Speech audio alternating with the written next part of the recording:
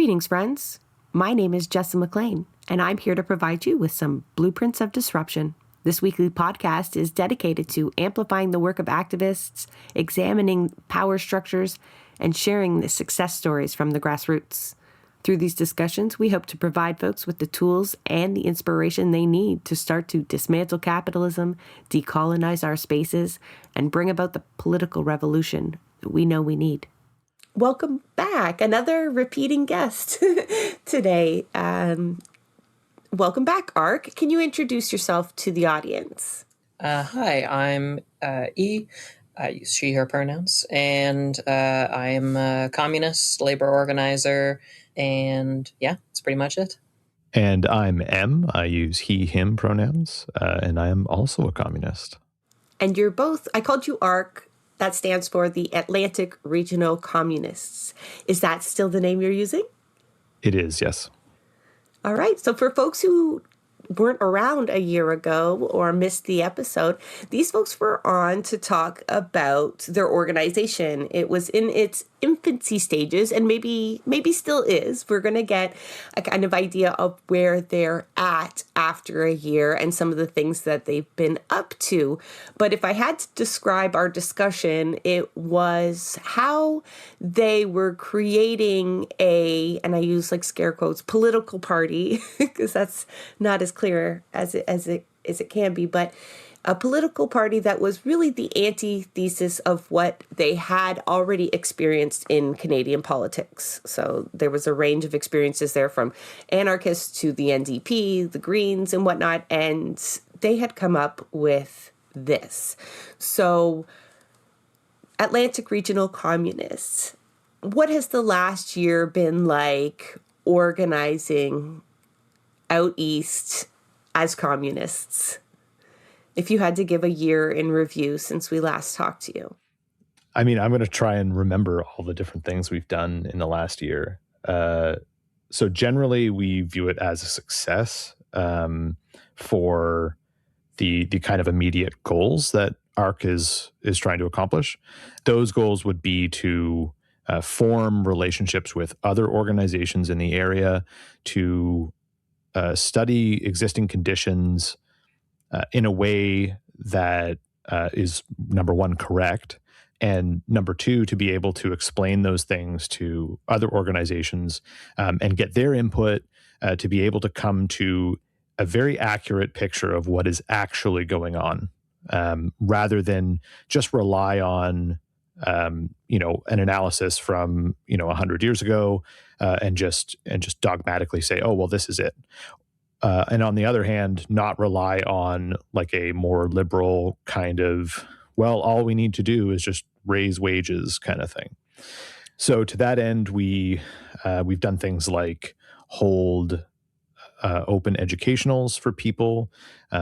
We've worked with other organizations, supporting different actions that they do, writing pieces together, and distributing educational materials to people. We have also worked through various aspects of organizing theory with other groups, both to critique our own methods of organizing while also sharing things that are not necessarily in the organizing zeitgeist. So one big thing is democratic centralism, which Marxist orgs should be using.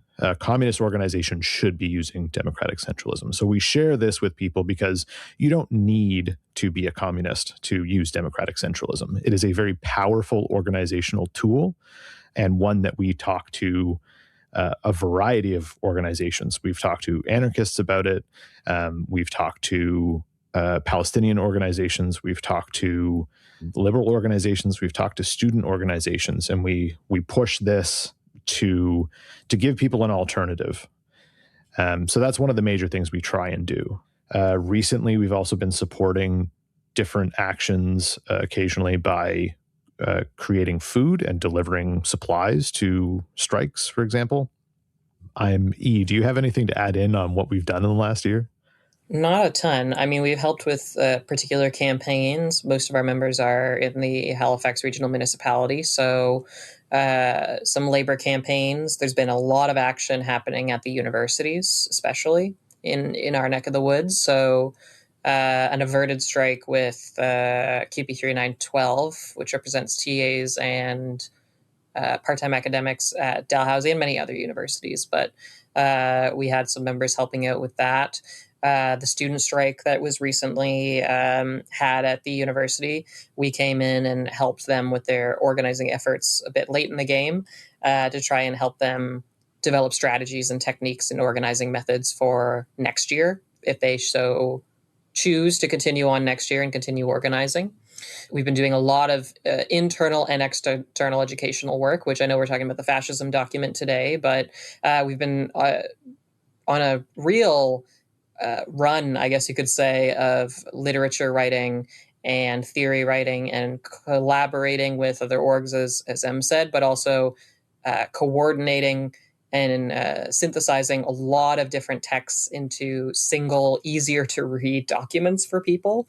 As we know, a lot of Marxist literature is very dense, understandably so, but a lot of our work has been making them easier to understand in an introductory fashion, both for people outside of ARC and for people who are new to ARC. And we've grown significantly since then. I think we've almost doubled in size since last we spoke, which has been great. Yeah, I said I would ask you about growth, but if you notice, I put it in quotes there because that can be seen as different ways. So I'm assuming you mean in membership, but also capacity? Yes? Sorry, I would say yes to both, definitely. Our capacity is still always defined by the size of the membership, and especially the willingness of members to engage in the political struggle, which can come in a variety of fashions: food making, educationals, or simply attending meetings and making sure that things are running smoothly.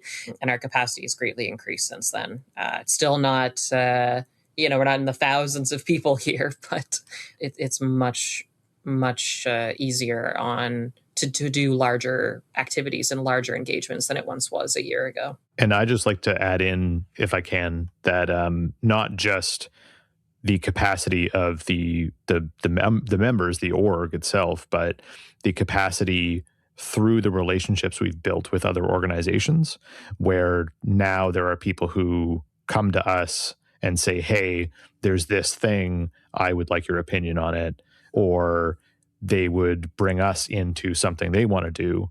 And also additionally, we've had more and more people that we haven't been, we don't have relationships with yet, come up to us at a rally or at an action or whatever and say, oh, hey, I know you guys, you're ARC, you're this, that. And so that capacity, I guess, the relational capacity has grown quite a bit since last year. Yeah, your total imprint. I'm wondering if there's also been any growth or shift in ideology. One of the things I keep mentioning to you in the interview last time was, like, you're the least rigid Marxist I've ever met, right? You spoke about it briefly even already now, where it's not an adherence to any kind of document, right, to the manifesto or whatnot, but there was fluidity.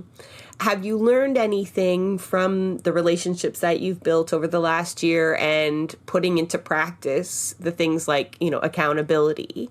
Have there been any changes there or any, growth?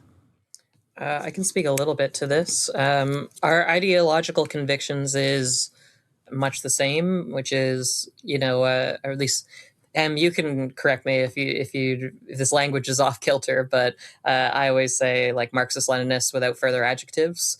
Like, we take from Marx, we take from Lenin, we take from Stalin, Mao, Black Panthers, anyone who has any semblance of a Marxist bone in their body, we take from them, along with, like, non-Marxists too, especially in the decolonial sphere, who have much knowledge to share that we must learn from.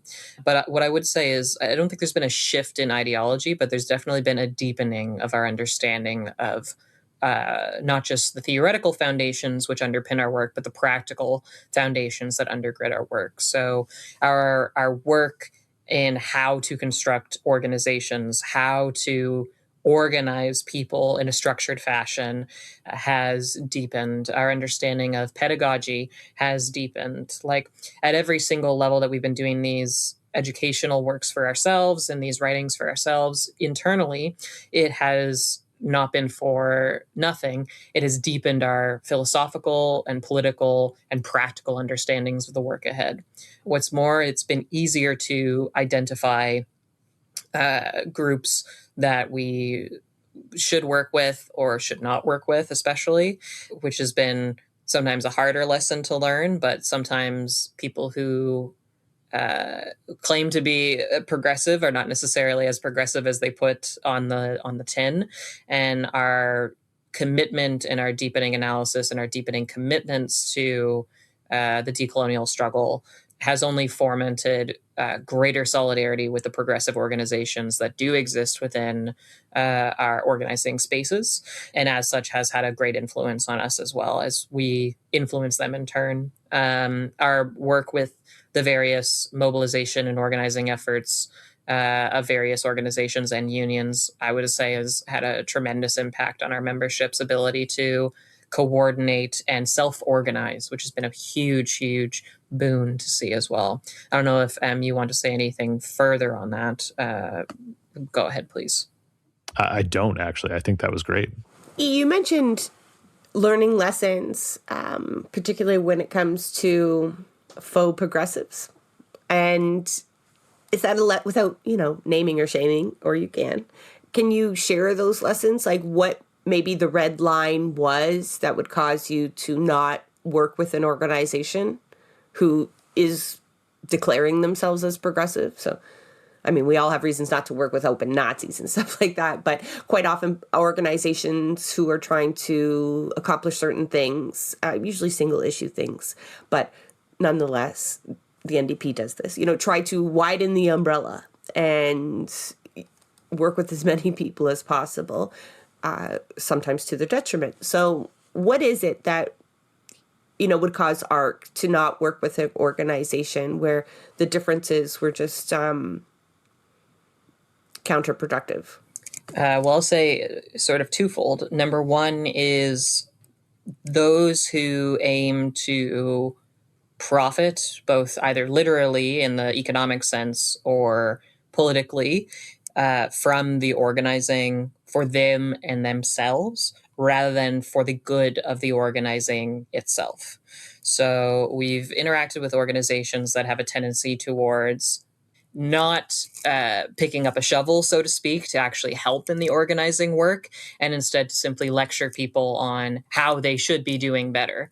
And the difference with us, for instance, is like while we are in rooms with people that we have different political tendencies with, we will always advocate for our position, but we will also make sure that it is always in support of the organizing getting done, that the work has to get done. And so some organizations who have sort of progressive aims or may publish very progressive pieces or what have you, but in their practical organizing capacity end up being more of a detriment. And even, among people that we are organizing, people are immediately put off by them, by these types of organizations, because they do not help, because they do not seek to actually improve the organizing as a whole. They seek to advance their own organization, period. And while we obviously want to advance our organization as well, we do so by demonstrating the efficacy of our organizing, by helping them to organize and offer critiques and suggestions, not by what a Marxist term might be, commandism, commanding them to do X, Y, and Z and shaming them if they don't. Because the only way that people are going to learn and develop is by learning and developing, by doing the political struggle and learning what works and what doesn't work, not being lectured ad nauseum about their failings, and also by people who don't actually do the organizing work. It's a very frustrating experience. I don't know if M, you want to speak any further to that or other examples, but that's the one that comes to my mind most especially.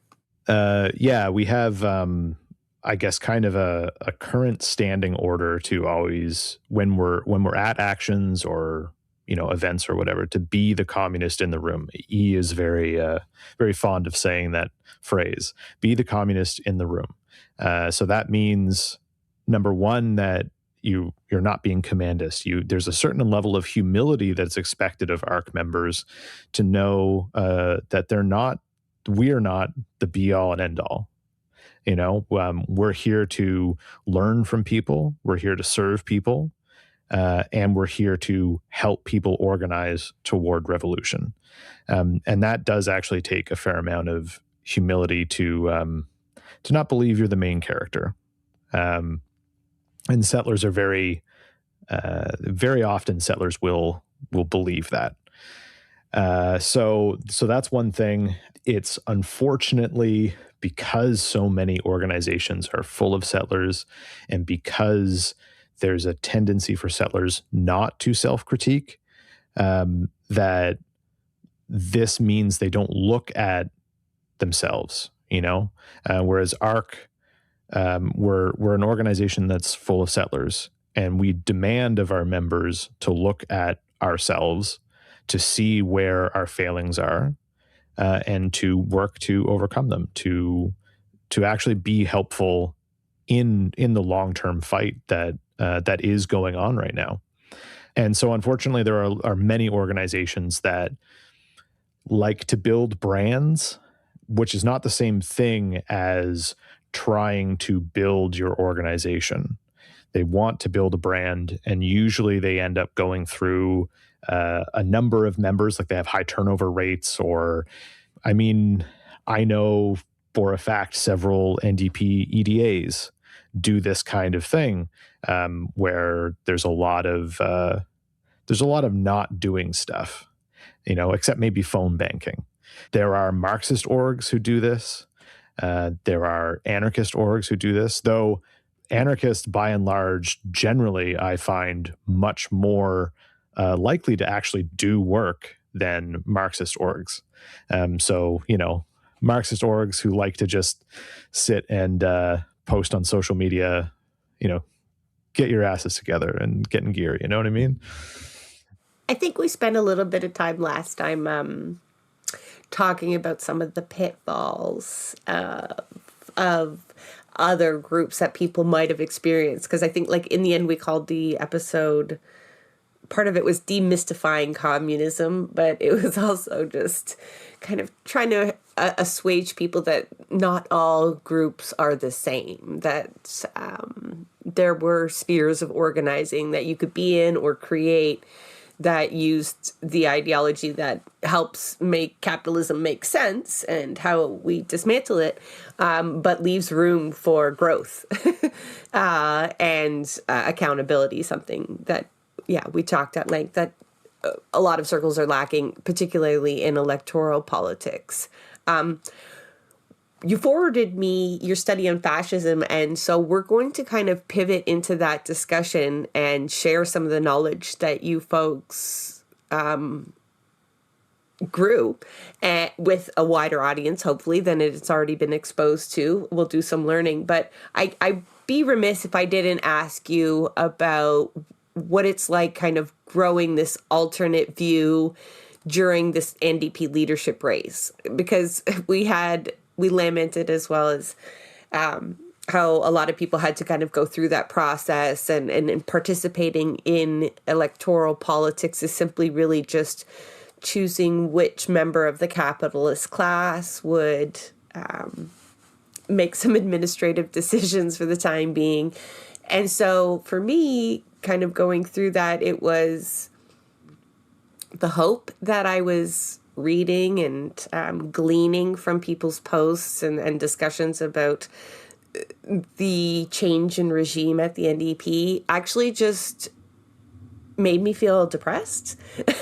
I felt like a lot of folks who had learned the lessons that you had, that we talked about, of all of the limitations, let alone like the problems that exist that you could reform or not reform, but just the limitations of electoral politics when you're talking about comrades that are anti-capitalists. That was hard to see folks kind of wading back in there and likely spending a lot of their energy building up that brand, probably to no end. How did that feel for you folks who probably would like to have some growth in your ranks from people who have good intentions but are perhaps spinning their wheels elsewhere? I'll speak briefly to this and then I'll pass it off to M. It's difficult to watch, but it's not unexpected either. It's not unexpected at all. Most historical struggles, revolutionary struggles, go through a period where people are definitely not ready for a revolution, capital R revolution, but they are thirsting for something different. They are thirsting for reforms by which that they think will be able to change their lives enough to improve their situation. That's what they're looking for in the interim.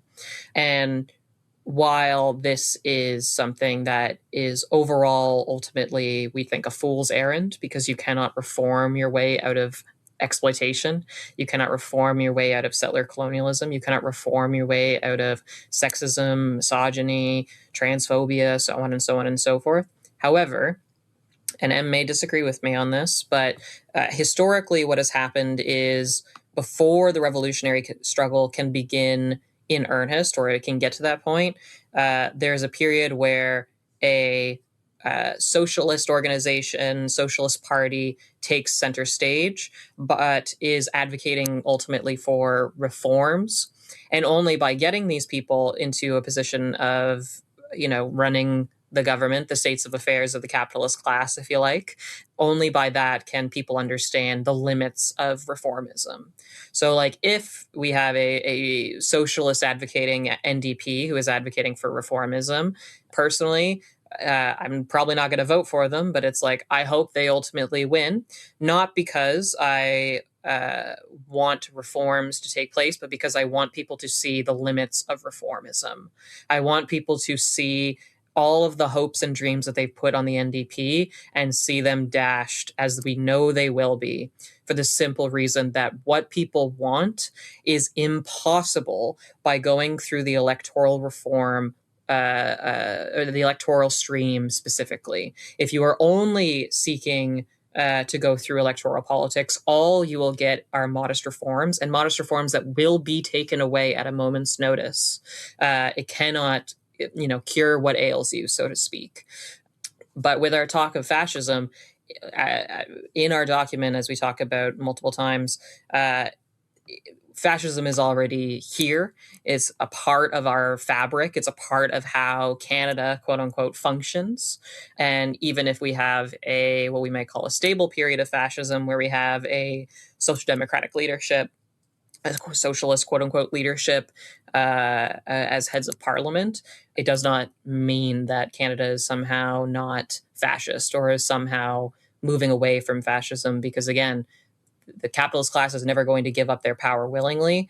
Settlers are never going to give up their power willingly. There is a necessity for more radical change, but that is only going to be demonstrated both through struggle and through people recognizing the limitations of the people that they elect. Em, I don't know if you want to speak more or counter me. Of course, you're always welcome to counter me.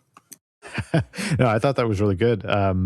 Yeah, I think also, just to tie it back with settlers again, is like, there's a reason that settlers who style themselves as progressives or as socialists don't break with electoral politics, or often the tendency is to not break with them.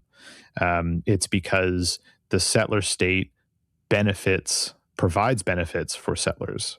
The structure of settler colonialism provides benefits for settlers. So the tendency for settlers will be to cling on to those. And one of the best ways is to say, well, let's get some reforms. Let's get some reforms. I want my property value to go up. I want this. I want that. A little bit more healthcare. It doesn't matter to settlers often if that comes at the expense of theft of indigenous land. It doesn't matter if it comes at the expense of, hyper exploitation overseas. That's not, you can bring that up, and I have, to dippers, and they don't like that. They don't like to consider it, or they say, yes, I know that's really terrible. And then they just kind of like move on. Well, no, you can't move on unless you're doing this sort of like a hypocritical you're morally justifying your individual benefit from, an oppressive state, while just like placating your sense of justice by saying, yes, of course I think that's bad, and Canada should stop doing that. It's like, yeah, but you vote for the people who do it. So what are we doing here, Yeah, reading through the document you folks put together, one part that resonated as far as it relates to this is the class collaboration piece. And I know in it you're doing it to refute the myth that fascism destroys all forms of labor organizing. Again, you make the argument that it doesn't destroy it. It destroys its benefits, but it co-opts it in a way through class collaboration. And I know we're not talking about labor, but when it comes to the NDP and corralling folks into it, I feel like participating in reformist strategies like to this level, where you're pouring energy into it, feels like class collaboration, which you call a critical component in establishing fascism. So there are comrades who have read through, maybe not this document, but have this knowledge, yet still not only participate it, but encourage other folks to do that, to participate in class collaboration. And yes, so I know this is not news to you folks at all, and it's not news to the audience. This is more of me venting post-convention, which some people are viewing as some sort of victory for the left.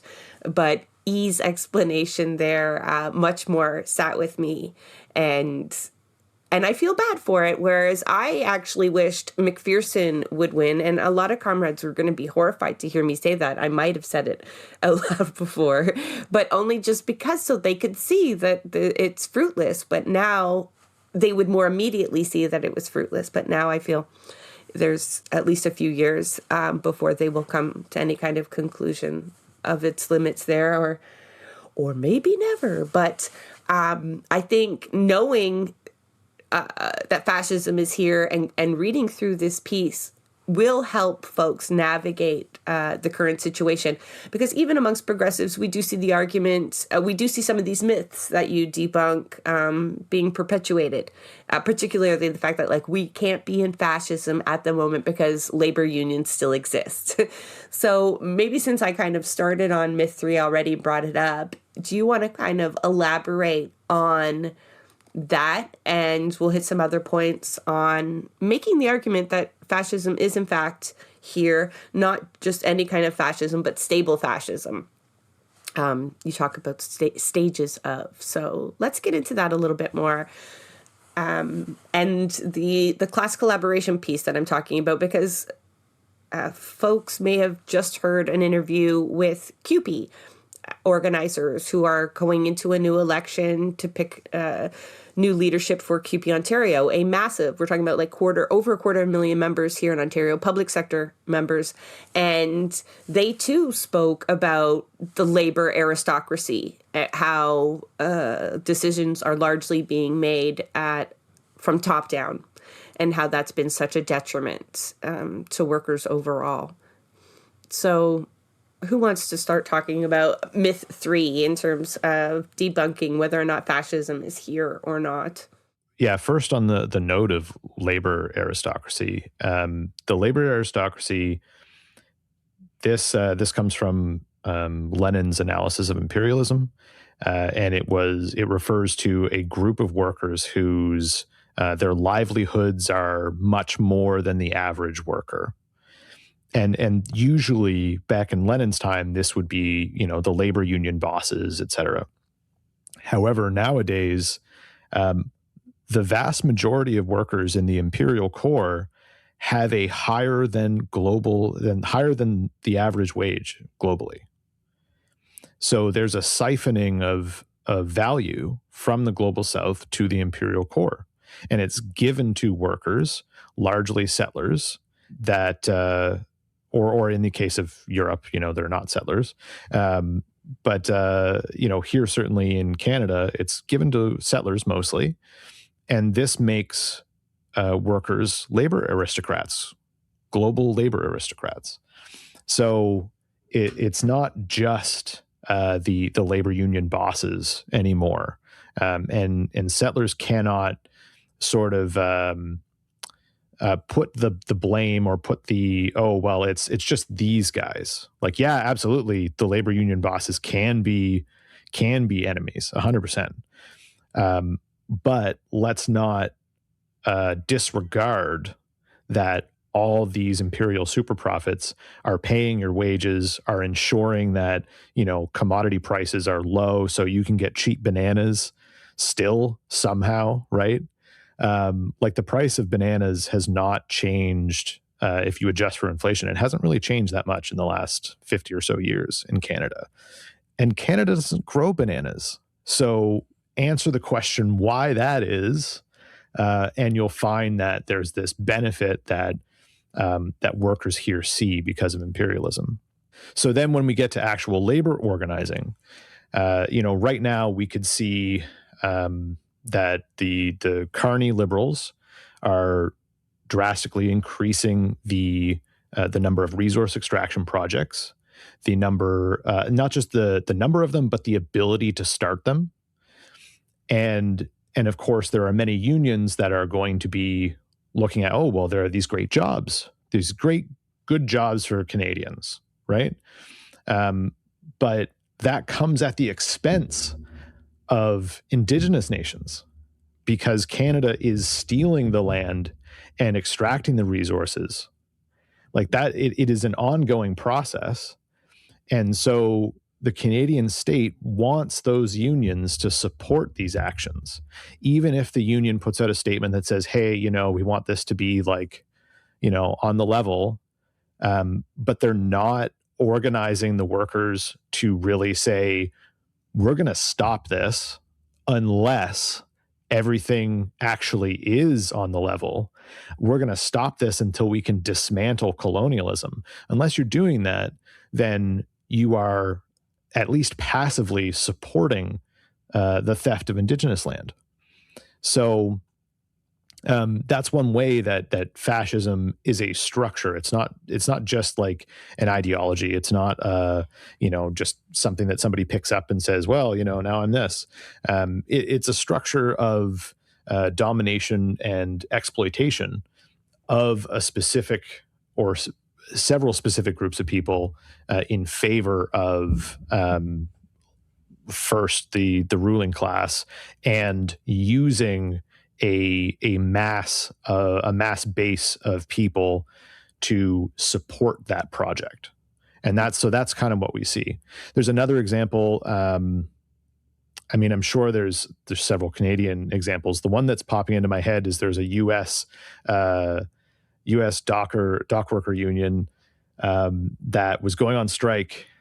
This was maybe last year or the year before, and they said, hey, we're going on strike because we want better pay, better conditions. But don't worry, we're still going to load all the weapons for Israel. Internationalism at its finest. Oh. Right. So that's the thing, is like, you're still supporting the U.S. imperialist project. You just want a bigger piece of the cut. You want a bigger piece of that pie. And that's the kind of thing that's class collaboration. You're not fighting on behalf of the workers of the world. You're not fighting on behalf of the oppressed. You're fighting on behalf of your little piece of the pie, from the relative safety of the imperial core, to get, you're requesting from your overlords, if you can have a little bit more, but don't worry, we'll keep bombing those people for you. Yeah, you talk about the structure there, but the labor aristocracy is also a structure, because when we say collaboration, it sounds nefarious. It sounds like, yeah, you can pin it to an individual, but sometimes even the way that we've legislated and allowed unions, right? The way the state has integrated unions into their legislation and the controls that they now wield over workers is also part of that class collaboration, right?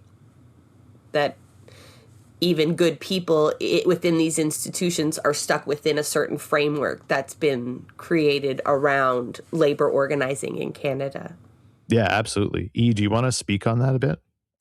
Yeah, happily. Yeah, like I'm not sure if we put it in the document itself, but like for the Canadian context, the great sort of compromise of the early to mid 20th century, where in order to stop the constant slew of strikes and solidarity strikes and sympathy strikes from labor organizations in Canada, for those who don't know, there was this thing called the Great Compromise, where essentially unions writ large, though not entirely, agreed to sign government-mandated contracts between employers and unions and have unionization become a institutionalized legal process. But in exchange for that, in Canada, gave up their right to strike at a moment's notice.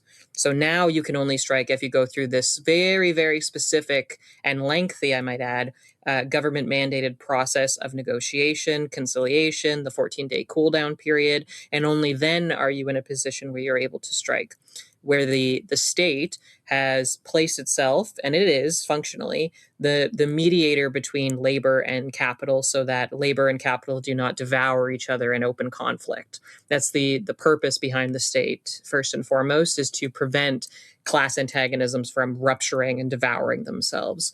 And in our context, when it comes to talking about fascism and class collaboration, it goes back further, but that's the greatest example that I can find is the laying down of arms from Canadian unions in exchange for legitimacy, in exchange for legal protections, at the expense of hyper-exploited laborers, our ability to strike at a moment's notice, and to become more and more integrated with the state itself, to permit the state as the mediator between capital and labor, rather than to combat it as this mediator between capital and labor. And like in my own organizing experience, I've talked to workers who have said, what is this no strike clause that we have in our contracts? How can we get rid of that? And I say, yes, you're absolutely right. We should get rid of it. And that's how you talk about the history of this particular collaboration. But you see it even in poor exploited workers who recognize the absurdity of having a no strike clause in a union contract, when the necessity of striking, the necessity of organized labor, the necessity of withdrawing your labor on a mass scale is required. Even here in Halifax, for instance, when the professors at Dalhousie were on strike, all of the other unions were prohibited from joining in on a sympathy strike. The TAs could not, the janitors could not, the technical workers, librarians, so on and so forth, were impermitted from doing so for the simple fact that the unions writ large historically gave up their right to strike at a moment's notice and to do sympathy strikes in exchange for the benefits that come with being a union in the imperial core and collaborating with the state. And this comes from labor leaders, but it also comes from rank and file members who themselves will advocate for collaborating and not advocating for both themselves and for international workers themselves. So you have people who will say, yes, I want higher wages, but the stipulation that you're trying to add about Palestine, for instance, well, that has nothing to do with me. That has nothing to do with a union. That has nothing to do with organizing. Because in legally, and in exchange for this mediative process, it isn't. We have prohibited these types of conditions from being on the table, of being strike actions, political demands of our particular bosses, cannot be part of strike items. It can only be economic issues that you have on the job, and certain social issues that are relevant specifically to the job. So yeah, I could talk about this all damn day, but I feel like I'm getting ahead of myself. Well, you've essentially described too how the state has worked, even though, it's supposed to be a mediator, how it's essentially made, and this is language used when debunking myth 4, fangless, right? Not as powerful as they could or should be. So they've also done this with democracy. right? So we have the illusion that we vote, we participate in choosing the next leader of the working class party. And so we have a democracy here.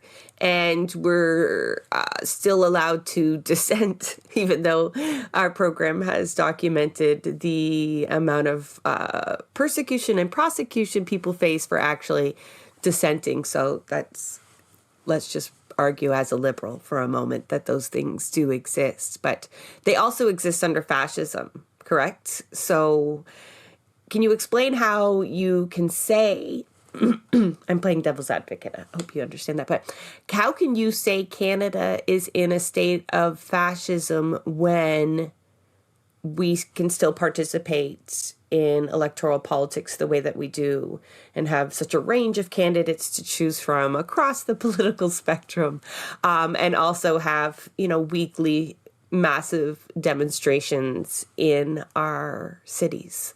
That's an excellent question. So this ties into the phases of fascism. And we get this when we read George Jackson's work, who was in the Black Panther Party. And he wrote about these different, he calls them stages. And I believe right now we use that term in the live document, but it's going to be updated with phases, because stages kind of implies that there's this level, you're linear. Up. Yeah, it's linear. And that's not the case. So there's different phases of fascism. There's stable, which is where things are actually, they're stable, and fascism allows for some level of democracy or dissent, so long as it's fangless, it's toothless. There's unstable, which is the picture of fascism that everybody thinks of. It's jackboots in the streets. It's, it's the Nazi party swinging their flags everywhere. It's bombastic. It's in your face. And then there's out of power or movement fascism, or some might say, street level fascism, which is like the gangs. It's, like there are several fascist groups, openly, white nationalist groups, let's say, for example, across Canada. And those would be movement fascism. So if you go through our document, we hope we do a good job of convincing people who read it that Canada is in a situation of stable fascism. But you should also be able to see that at the same time, there are these movement fascisms percolating. And this is because the system's always moving and changing. So where we got these myths, particularly 3 and 4, are important to understand, because we put these in after a meeting, a discussion on fascism that another organization was having, and they said that fascism destroys all democracy, and they also said that fascism, destroys all labor organizing. But when you actually look throughout history, that has never been the case. And in fact, the belief that fascism rejects all democracy and dissent, it destroys all the ability to protest and stuff, that was actually a line given out by the Communist Party of the USA, by, I want to say it was Browder. For people who know who that is, good on you. But basically, this was like a turning point, or one of the many turning points toward class collaboration that CPUSA had, where they said, well, fascism just destroys all democracy and dissent. But functionally, what that does when you say that is that, well, when people go outside and they're voting, or they're either taking part in a protest, or they're in a union and they do have democratic forms in a union, or they have this or that form of democracy, they say, well, this can't be fascism, because fascism destroys all democracy and dissent, of course, right? So this places fascism as it's a never present thing, but an always approaching danger. And so you can use this as a scare tactic to say, oh, well, we have to protect our democracy or else fascism will arrive. And in the last number of years, how many times have we seen that trotted out to say, oh, well, we have to, rally against this specific politician or this specific party because otherwise our democracy will be destroyed. Right. And this means that people are not actually looking at the real conditions about what's going on. They're not looking at, is fascism already here? Because they believe, well, as long as I can vote, as long as I can get together with, like-minded individuals and organize a protest or organize an action or something, we still have democracy. So it's not fascism yet. So that creates this problem that it kind of short circuits people, It does. And then they get concessions from the state, right? Because immediately what comes to mind is the dental plan, right? And that's used as evidence that organizing to this end reaps benefits, right? There are gains to be made that are worthwhile. But when you think about the cost that comes, not just as you described, from the global south and from indigenous land dispossession, but from the normalization of class collaboration that you're giving up for these little bits, right? Similar to what unions gave up in order to be legitimized. Yeah, absolutely. If you look through the history of, so our document focuses on the Nazis and the Italian fascists, primarily because everybody agrees they were fascist. So we focus on those things because it's a good baseline. And they all did this. They all had different forms of dissent or democracy that expanded or contracted based on the needs of the state at the time, right? The state is not like a neutral party in this. It's an engine of class domination of one class over another class.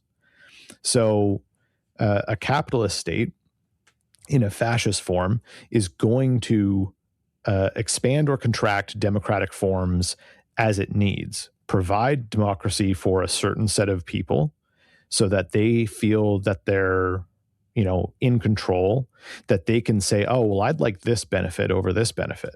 I'd like, the theft of land to pay for dental care. I'd like it to pay for, universal child care, whatever it is, right? So it brings people in, it bribes people, and this is a bribe that people take willingly. Every settler here has taken this bribe willingly. And maybe unknowingly. Sometimes, yeah, absolutely. Everybody's a kid at some point. But, blissfully unknowingly, Yeah, because, what adult doesn't know that maybe they don't know the details, okay? I'm not saying that, but what adult does not really know that there are indigenous nations here? There's a level of willful ignorance where people know about it, but they don't go looking at it. They won't go visit reserves. They won't really want to have a conversation with an indigenous person about settler society and what the real, what colonialism really is and what it really does. Most settlers don't. So, and this is because we have these bribes that exist. And one of those is democratic forms and the ability to register dissent, but often that dissent doesn't really do anything. Rarely do you really see it do anything. How many protests against Canada's support of the genocide against Palestinians have there been, and what concrete material gains have been gained from that? Not that there's been zero, but the genocide continues because generally these protests have been about, well, let's hope that let's talk to our leaders, tell our leaders, our leaders, as if they have the same ultimate interests as, the workers. Let's shame them into doing the right thing. They don't have shame. Like, they don't have shame. Many of the business leaders, they enjoy it. They enjoy the power and the destruction that comes with their ability to wield wealth and control over, millions and millions of people. They enjoy it. So they can't be shamed out of it.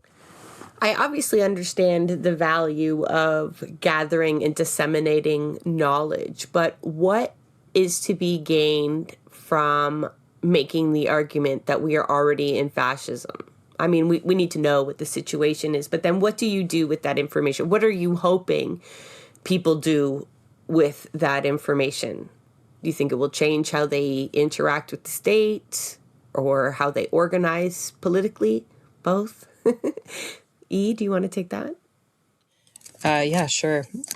When it comes to understanding that fascism is already here, it does a few different things. Number one, it stops people from doing lesser evilism by pretending as though there is some future worse hypothetical outcome in the far future or in the immediacy that we need to prevent, and that we need to only prevent this stable fascism from becoming unstable fascism, if you want to use our terminology, for instance. Whereas what our argument shows is that in order for fascism to be overcome, you must end the processes that allow it to exist in the first place. You must end class collaboration. You must end settler colonialism. You must end the state's ability to hold, as M said previously, a position of oppression of the exploited classes beneath it. Like, in order to end fascism, this is what is necessitated by these this particular analysis. If, in the event, you have a situation where people are hoping beyond hope that in the future things are going to get better, if they can only get through this particular period or elect the right leader to stave off the inevitable, all you are doing is giving people a perpetual sense of false hope that this system can in fact be prevented from turning into that which they fear. Because in the immediacy, it is already here. It does not mean it can't get worse, but what it does mean is that in order to upend it, to end the fascist takeover that we are currently living in, you must upend the system which enables it to exist in the first place. Yeah, and especially when we're talking about the class collaboration aspect, there is a re-emphasis, not that there's a de-emphasis to begin with, but a re-emphasis on the ending of class collaboration, not simply the class collaboration between labor and capital, though that's essential, but between workers and settlers and their exploiting capitalist class. You must engage in, as we talked about in the previous one, revolutionary defeatism, the seeking of the defeat of your own nation in its imperialist ambitions. When we see Mi'kmaq fishers or Mi'kmaq treaty truckhouse owners or nations fighting against the Canadian state, we want the Canadian state to lose, and we want the liberation of peoples to win. If we can believe that we are not existing in fascism, we somehow delude ourselves into believing that the Mi'kmaq fishers can achieve justice while they are being exploited, while they are suffering from settler colonialism and national exploitation, for instance. I don't know if M, you want to add anything, but those would be the things I'd want to hammer home. No, I think you hit the nail on the head. It's really like how do we adjust our organizing to combat what's really going on. It's not working. Like, the existing things that have been done are not working. Anarchism has been here for a long time. The dogmatic Marxism we talked about last episode has been here for a long time. The liberal bourgeois politics, electoral politics, have been around even longer. The strategies that have been used are not working for revolution. Instead, they're working for reformism. People get to go out, feel okay about themselves and their position, and then they go back to their homes. because they are able to. They have the ability to shrug off politics. And that's really like part of the structure, is that it gives some people the ability to do that. And so settlers need to choose to engage in politics in a way that the settler state does not like, because we have to train ourselves to understand, because the state is the enemy of oppressed peoples everywhere, we have to make the state our enemy. We have to understand that. And we have to look at the quote unquote Canadian identity and understand it for what it is. It's a settler identity. It's not real. And when you unpack it, when you look at the history, when you theoretically understand the structures at play, the answer involves giving up the attachment to these things. Because even for settlers, even though we all have this a short-term benefit in siding with the state. That's 100%. That will happen. That's the tendency. That's the bargain, the bribe. There's a short-term because it prefers us, because right? it prefers us, right? It likes to use us as what I like to call fascist minutemen. Is that we're on the defense because we're playing this sort of passive game of living out life. You go do your job, whatever.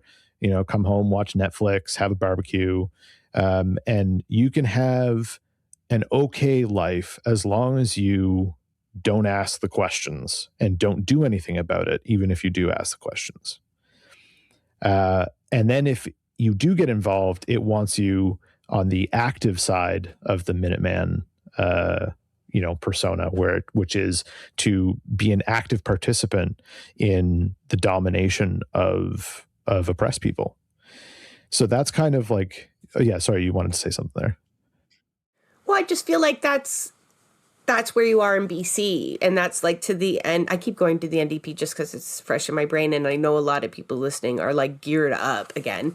But to just, you talk about make the state your enemy. We have so many comrades just trying to become the state, and then stuck in this restrictive structure, even with possibly good intentions. But I just look to the BC NDP, who are just like eliminating Indigenous rights.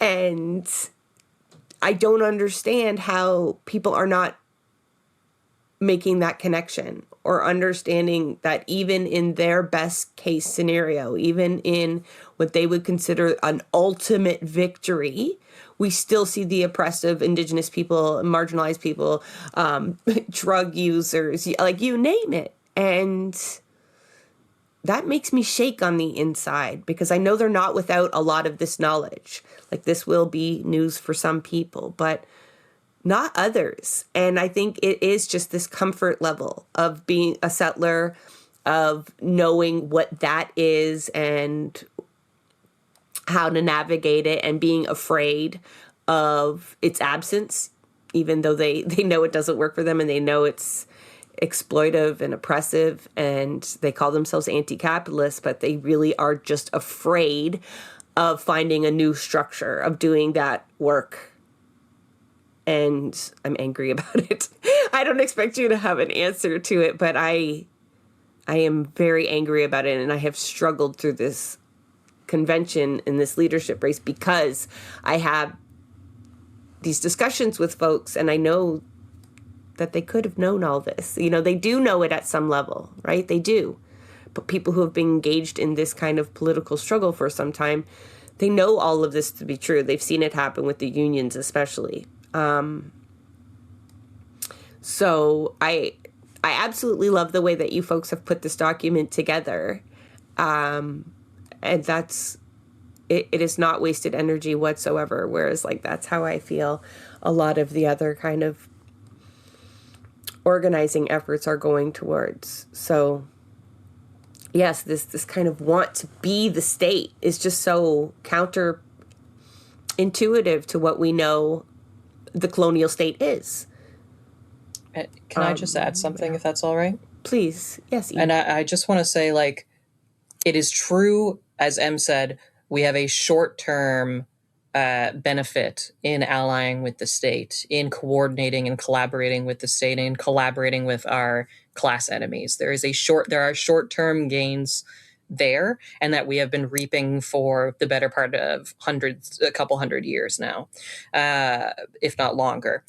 But in reality, we have a long-term interest in the victory of Indigenous nations against the Canadian state. We have a long-term interest in not coordinating and collaborating with the state. We have a long-term interest in a revolution which is truly progressive, truly decolonial, and that eliminates the kinds of exploitation and oppression that we experience in our daily lives. So while it is true that we have these short-term gains, and they are very real and they influence us, and it's part of our analysis, if settlers and workers were to do a longer term analysis, they would understand that long term our benefit comes in the liberation of oppressed people and the abolition of the Canadian settler state. Without question. To live in a world, or at least a society, that does not have rampant exploitation of ourselves, our lands, our people, our labor, that does not commodify women's experiences in the home, so on and so forth. Like, to be able to build a more progressive society requires not collaborating with the state or collaborating with our class enemies, but in its overthrow. And those are where the long-term benefits of the ending of exploitation really comes from. Absolutely. And yeah, thanks for bringing it back, finishing my thought, E. This is why reformism doesn't work, because reformism is all about those short-term gains. But when I'm fond of saying capital comes for everyone eventually. So like the settlers with all our little benefits and treats and all that stuff, like, look at the world right now, look at the contracting and the violence of the US empire, of which Canada is a major player. Look at that going on, and the shaking that's happening in the global economy. That's coming back here. Like the various austerity and stuff that's going on across Canada and in the US is because of the shaking of the global economy, because of the simultaneous weakening and the increase in violence of imperialism. And so capital has to shrink the benefits it gives people here. So at some point, like more settlers will say, because I don't think it's ever going to fully go away, the benefits, but more settlers are going to see these benefits drying up. And so it's a human's responsibility to look for long-term solutions to exploitation and oppression.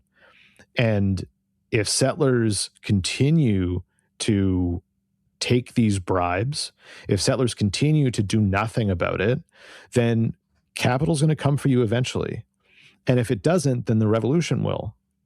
So, figure out what side of things you're on, like you have to be looking at these things. It doesn't mean rush out and just start doing everything willy-nilly. It means take some time, really seriously look at it, and decide consciously what you are going to do with your life, because capital will come for you eventually. It can't not. It just functionally cannot do anything but consume. I typically like to end on a positive note, but that is right, that you are trying to spur people into action in the right direction, right? So sometimes it's very freeing to come to that conclusion, that there is no hiding from it, there's no delaying it, that your energy is much better spent making that realization and organizing. I can end it on a positive note if you want. Do it. Okay. I do have to run though, so it's got to be a quick one. First, I want to point out I overheard a conversation of some liberals. They were talking about the ICE killings. And they were saying, I overheard them say, well, now any one of us could be targeted. Now any one of us could be targeted. And that right there is an admission that the same things have been happening. It's just now there's different segments of the population that are included in being targeted by fascists. But what I would say is, as a counterpoint to my watch out, capital's coming for you, is that on the other side of that, that kind of leap that people have to make into real anti-capitalist work is that you're building relationships that keep you safe. It's not just about burning yourself for the revolution, though that does happen. It's about building relationships that generate real community, that generate relationships that last for generations, that build a society that is stronger, that is more healthy, that is more beneficial for people, and is headed towards liberation instead of desolation. And that's really what, that's the long-term goal of communism, is to build that kind of thing. And, for myself personally, ARC has been a great benefit for me, for my mental health. E's a fantastic comrade. There's several other comrades, all the comrades in ARC, are fantastic. And we're building things just in our organization. Others are doing things in theirs, and we're building connections with each other. And these things are designed to keep us healthy and to keep us safe. So that's a great benefit. That is absolutely a positive note. It was the exact advice given to me by the previous guest in the studio when asked, how do we assist the diaspora of Lebanon? It seems like a completely unrelated subject. But the answer was, to build community, not just around your comrades, but, for a purpose, because it is kind of dual purpose there. And as we dismantle something, it would be irresponsible of us not to, at the same time, build that new model, right? To carry us through, but to be something new on the other end. And if we organize to ends that look just like the ones we're trying to dismantle, I think that becomes a lot more difficult to do, right? Once we get there. And also impossible to get there. I very much enjoyed this discussion and appreciate you folks coming back on to share this knowledge. I, of course, will not just share this document that we've been talking about in the show notes, but links to more of your work, and folks can check in on you themselves. And I wish you the very best of luck in your growth. Thank you so much. And thank you for having us on again. Absolute pleasure as always. That is a wrap on another episode of Blueprints of Disruption. Thank you for joining us. Also, a very big thank you to the producer of our show, Santiago Halu Quintero. Blueprints of Disruption is an independent production operated cooperatively. You can follow us on Twitter at BP of Disruption.